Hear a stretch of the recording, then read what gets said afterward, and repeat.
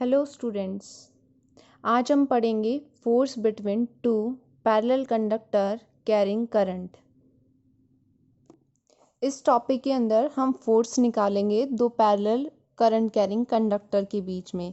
यहाँ पे हमने एक कंडक्टर कंसीडर कर लिया है, ठीक है। This is our first conductor and इसके अंदर I1 करंट फ्लो कर रहा है, पैरेलल फॉर्म के अंदर है। तो यहाँ पे हमने एक और कंडक्टर लिया दूसरा जो इसके पैरेलली रखा हुआ है, इसमें I2 करंट फ्लो कर रहा है, ठीक है।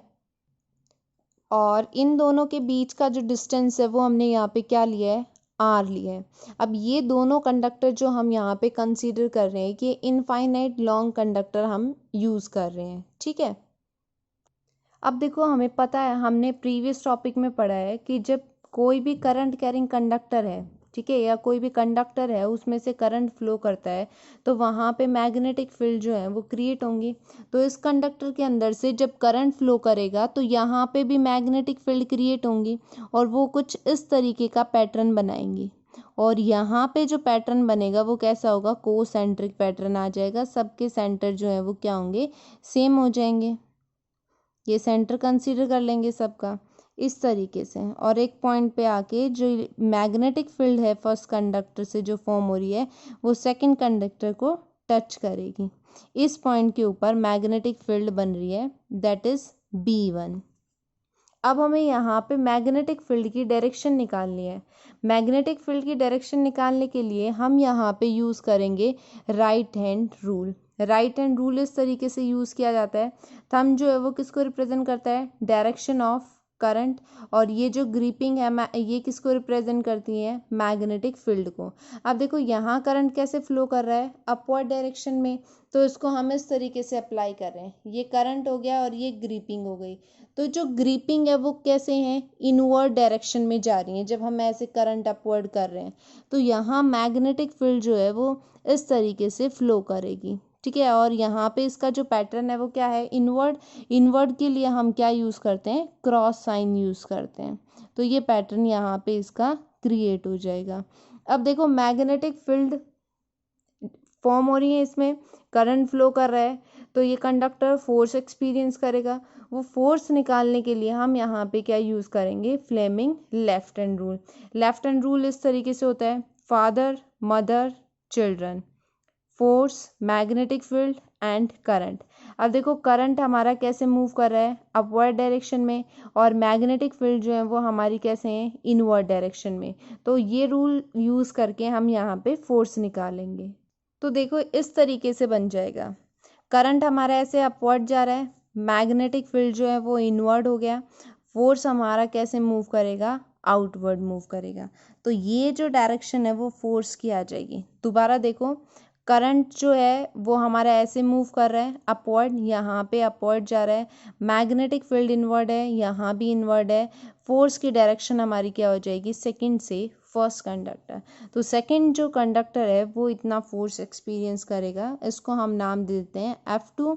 इनवर्ड डायरेक्शन है, इसको हम इस तरीके से रिप्रेजेंट कर लेते हैं B1।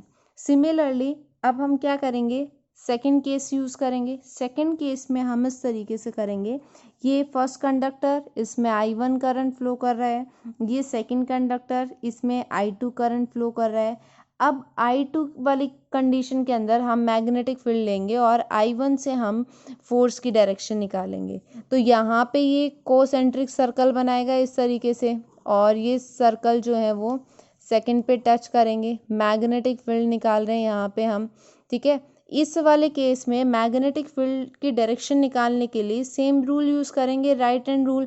अब जब राइट हैंड रूल कर रहे हैं तो यहाँ पे डायरेक्शन क्या थी, इनवर्ड, यहाँ पे डायरेक्शन क्या आएगी, आउटवर्ड। आउटवर्ड कैसे है, देखो अब यहाँ पे क्वेश्चन अराइज होता है कि इसमें भी अपवर्ड करंट है, इसमें भी अपवर्ड करंट है, तो डायरेक्शन तो सेम होनी चाहिए। अब ऐसे हमने पैरेलल कंडक्टर रखे हैं, ठीक है, और मैग्नेटिक फील्ड ऐसे बन रही है सर्कुलर फॉर्म में। तो यहाँ से इनवर्ड गई और इस कंडक्टर से जब आ रही है तो कैसे आ रही है, आउटवर्ड आ रही है। तो इस कंडीशन में जो डायरेक्शन होगी वो क्या होगी, आउटवर्ड, और आउटवर्ड के लिए हम क्या लेते हैं, डॉट। तो ये मैग्नेटिक फील्ड की डायरेक्शन हो गई। ऐसे ही हम यहाँ पे Fleming left hand rule use करेंगे और फोर्स की डायरेक्शन निकालेंगे। तो फोर्स जो है वो हमारा मूव करेगा toward the first conductor, that is F1। तो इस तरीके का पैटर्न क्रिएट हो जाएगा। ये दोनों डायग्राम आप एक के अंदर कंबाइन करके दिखा सकते हो और इसको सेपरेटली भी बना सकते हो। इस तरीके से इसको हम लिखेंगे। अब मैग्नेटिक फील्ड फर्स्ट B1 कितनी एक्सपीरियंस कर रहा है, इसके लिए हम यूज़ करेंगे B1 equals to mu not upon 4 pi 2I1 upon R। यहाँ पे हमने रिजल्ट यूज़ किया है स्ट्रेट कंडक्टर का, पहले हम स्टडी कर चुके हैं। फोर्स के लिए हम इस तरीके से लिखेंगे, फोर्स हमें निकालना है तो हम फॉर्मूला यूज़ करेंगे F2 इक्वल्स टू B1I2। ठीक है, B1 मैग्नेटिक फील्ड है, इसके लिए हम ये वाली वैल्यू यूज़ करेंगे। यहाँ पे हम फॉर्मूला यूज़ करते हैं general, F equals to BIL। L को हम यहाँ पे क्या यूज़ कर रहे हैं, 1, क्योंकि हम यहाँ पे लेंथ ले रहे हैं, यूनिट लेंथ। ठीक है, यूनिट लेंथ जो है वो किसके इक्वल होती है, 1 के इक्वल होती है। तो यहाँ पे B की वैल्यू पुट करने के बाद आ जाएगा mu not upon 4 pi 2I1I2 upon R। ये फोर्स एक्सपीरियंस करेगा। सिमिलरली हम क्या करेंगे, सेकंड केस में निकालेंगे।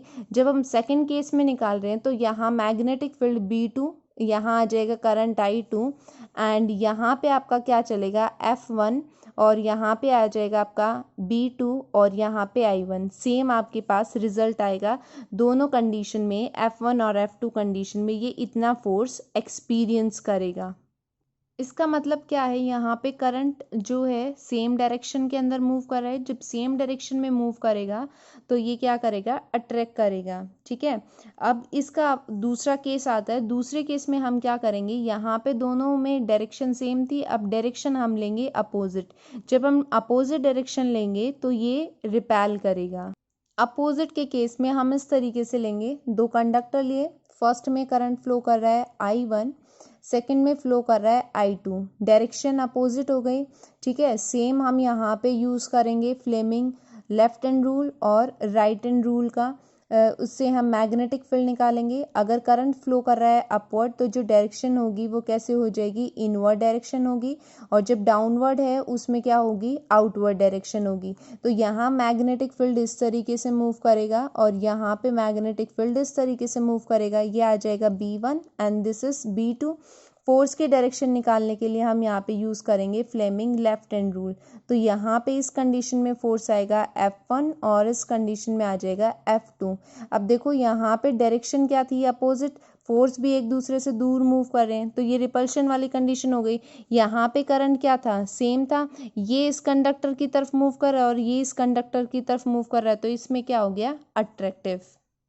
अब इसी में एक टर्म आती है 1 एम्पियर। 1 एम्पियर क्या होता है, जब दोनों कंडक्टर का करंट हम यहाँ पे क्या कंसीडर करेंगे, इक्वल। हमने क्या ले लिया, 1 एम्पियर, और डिस्टेंस हम क्या कंसीडर कर रहे हैं, 1 मीटर। ये वैल्यू हम यहाँ पे पुट करेंगे। म्यू नोट की वैल्यू क्या होती है, 4 पाई इंटू 10⁻⁻7। 2 I1 की वैल्यू 1, I2 की value 1, 4 pi as it is, R की वैल्यू 1। तो यहाँ पे 4 पाई से 4 पाई कैंसिल, क्या बचा हमारे पास, 2 इंटू 10⁻⁻7। किसके इक्वल है ये, फोर्स के इक्वल। तो यूनिट क्या यूज़ करेंगे हम यहाँ पे, न्यूटन यूज़ करेंगे। तो इसको हम किस तरीके से डिफाइन करेंगे, 1 एम्पियर वो करंट है जब हम दो कंडक्टर्स को पैरेलल रखते हैं तो वहाँ पे करंट जो है वो क्या होगा, 1 एम्पियर, एंड उन दोनों के बीच का जो डिस्टेंस है वो हम क्या लेंगे, 1 मीटर। तो वहाँ पे एक अट्रैक्टिव या रिपल्सिव फोर्स एक्सपीरियंस करेगा जो कितना होगा, 2 into 10⁻⁻7 Newton. Thank you for watching my video. If you like my video, like, subscribe and share. Thank you.